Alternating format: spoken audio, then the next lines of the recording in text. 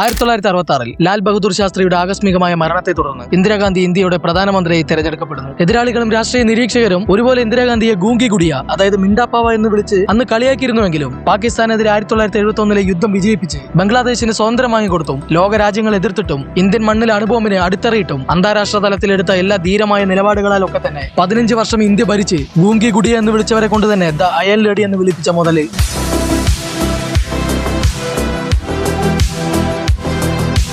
100 Days 100 Legend Story Part 9 ഇതുപോലുള്ള goosebump ചരിത്രങ്ങൾക്കായിട്ട് channel ഇപ്പോൾ തന്നെ സബ്സ്ക്രൈബ് ചെയ്യുക. അന്ന് 1971 ലോകം ഉറ്റുനോക്കിയ ഇന്ത്യ പാകിസ്ഥാനെതിരായി യുദ്ധം തുടങ്ങിയപ്പോൾ അമേരിക്കയും ബ്രിട്ടനും പോലുള്ള ലോകശക്തികൾ ഇന്ത്യയെ ഭീഷണിപ്പെടുത്തിയിരുന്നു. എന്നാൽ നമ്മുടെ സ്വന്തം അയൽ ലേഡി ഇന്ദിരാഗാന്ധിയുടെ മാസ്റ്റർ പ്ലാനുകൾക്ക് മുന്നിൽ ആ ലോകശക്തികളുടെ കുതന്ത്രങ്ങൾ ഓരോന്നായി ചീട്ടുകൊട്ടാരം പോലെ തകർന്നു വീഴുകയാണ് ഉണ്ടായത്. വർഷം 1971 ന്യൂഡൽഹിയിലെ സൗത്ത് ബ്ലോക്കിൽ PM ഓഫീസിൽ ഇന്ദിരാഗാന്ധിക്ക് അമേരിക്കയിലെ വൈറ്റ് ഹൌസിൽ നിന്നൊരു ഫോൺ കോൾ വരുന്നു. എത്രയും പെട്ടെന്ന് പാകിസ്ഥാനെതിരെയുള്ള ഇന്ത്യയുടെ യുദ്ധം അവസാനിപ്പിച്ചില്ലെങ്കിൽ പാകിസ്ഥാനെ സഹായിക്കാൻ അമേരിക്കയുടെ 7ാം കപ്പൽപ്പട ഇന്ത്യൻ സമുദ്രാതിർത്തികളെ നോക്കി സൈന്യവുമായി പുറപ്പെടുമെന്നായിരുന്നു മറുവശത്തെ ഭീഷണി. അമേരിക്കയുടെ ഈ കടുത്ത നിലപാടിൽ ഭയന്ന ഇന്ത്യൻ പ്രതിപക്ഷവും ജനങ്ങളും ഇന്ദിരാഗാന്ധിക്കെതിരെ രൂക്ഷ വിമർശനമായി രംഗത്തെത്തിയെങ്കിലും പ്ലാൻ ബി മനസ്സിൽ കണ്ട ഇന്ദിരാഗാന്ധി അമേരിക്കയ്ക്ക് പരസ്യമായി മറുപടി നൽകുന്നു. 32 രാജ്യങ്ങളുടെ അംഗബലമുള്ള നാറ്റോയെ കൂട്ടുപിടിച്ച് അമേരിക്കയ്ക്ക് വേണമെങ്കിൽ പാകിസ്ഥാന് വേണ്ടി കപ്പലുകൾ അയക്കാതിരിക്കാം. എന്നാൽ എന്റെ രാജ്യത്തിന്റെ സമുദ്രാതിർത്തി കടന്നുവരുന്ന കപ്പലുകളും അതിലെ സൈനികരും തിരിച്ചു പോണോ വേണ്ടോ എന്നുള്ളത് ഞാൻ തീരുമാനിക്കും. അതിനുശേഷം ഇന്ത്യൻ സമുദ്രാതിർത്തികളിൽ 13 ദിവസങ്ങളായി നടന്നത് ചരിത്ര സംഭവങ്ങളായിരുന്നു. ഇന്ത്യയെ ഭീഷണിപ്പെടുത്താൻ അമേരിക്ക തങ്ങളുടെ ടാസ്ക് ഫോഴ്സ് 74 എന്ന കപ്പൽപ്പടയെ ബംഗാൾ ഉൾക്കടലിലേക്ക് സൈന്യത്തോടെ അയക്കുന്നു. എന്നാൽ ഇതിന് മറുപടിയായി ഇന്ത്യ ആക്രമിക്കപ്പെട്ടാൽ